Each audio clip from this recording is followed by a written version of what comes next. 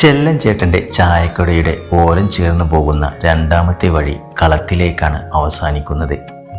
ഈ പാതയുടെ ഇരുവശത്തും പച്ച വിരിച്ചതുപോലെ പാടം, തെക്കേ അറ്റത്ത് പശ്ചിമഘട്ട മലനിര അതിൻ്റെ തലപ്പൊക്കത്തോടെ നിലകൊള്ളുകയാണ്.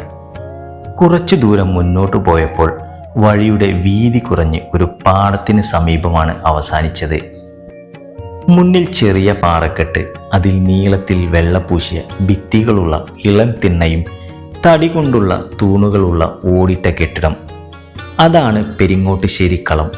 പാലക്കാടൻ കാർഷിക സംസ്കാരത്തിൻ്റെ ഭാഗമാണ് ഈ കളം. പാടത്തോട് ചേർന്ന് കൃഷി നടത്തുന്നവർക്ക് താമസിക്കാനും നെല്ല് സംഭരിക്കാനും സൗകര്യമുള്ള ഒരു ഇടം കൂടിയാണിത്. മിക്കവാറും കളങ്ങൾ പാറപ്പുറത്തായിരിക്കും സ്ഥിതി ചെയ്യുക.